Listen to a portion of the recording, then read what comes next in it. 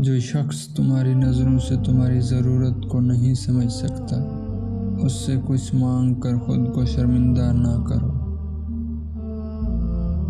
مخلص رشتوں کو مجبوریوں میں بھی ضائع نہ ہونے دو، کیونکہ مجبوریاں تو ختم ہو جائیں گی لیکن رشتے نہیں جڑیں گے۔ قدر کرنی ہے تو زندگی میں کرو۔ چہرے سے کفن اٹھاتے وقت تو نفرت کرنے والے بھی رو پڑتے ہیں۔ کہتے ہیں وقت سے پہلے اور قسمت کے بنا کسی کو کچھ نہیں ملتا۔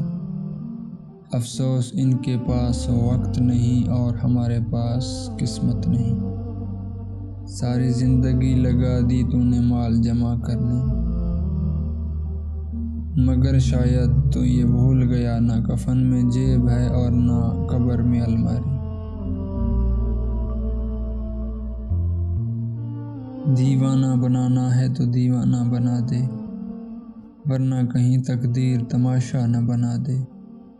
یہ ذوق وفا کا مجھے تیرا نہ بنا دے، یہ تیرا ستم ہی تجھے میرا نہ بنا دے۔ ہماری زندگی میں عمر کے خاص حصے کے بعد ہمیں نئے دوست بنانا، نئی چیزیں زندگی میں شامل کرنا عجیب لگتا ہے، حالانکہ یہ قدرتی عمل ہے اور انسانی فطرت ہے۔ ایک دن میں نے اپنی ماں سے پوچھا، جن کی ماں نہیں ہوتی ان کے لیے دعا کون کرتا ہے؟ وہ بولی، دریا اگر سوکھ بھی جائے تو ریت سے نمی نہیں جاتی۔ میں ایسے معاشرے کو کیا نام دوں جہاں بھی فلموں ڈراموں میں موجود درد تکلیف پہ رونا آ جاتا ہے، مگر اصلی زندگی میں کسی کے دکھ درد کو ڈرامہ سمجھا جاتا ہے۔ محبت کی راہوں میں بچھڑنے والی اگر عورت ہو تو نئے راستوں میں مانوس ہوتے اسے دیر نہیں لگتی، لیکن مرد جہاں بچھڑتا ہے وہیں بکھر جاتا ہے۔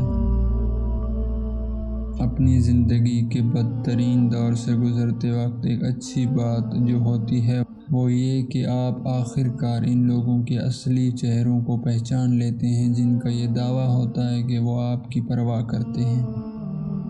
رابطہ ختم ہو جائے، رشتہ ٹوٹ جائے تو بھی محبتوں کو کوئی خاص فرق نہیں پڑتا۔ جس طرح یادیں حافظے میں قبض رہتی ہیں، اسی طرح محبت دل سے دستبردار نہیں ہوتی۔ چاند کو کبھی دیکھا ہے تم نے جانا، کتنا خوبصورت لگتا ہے اپنی تنہائی میں، مگر افسوس وہ چاند سانس نہیں لیتا۔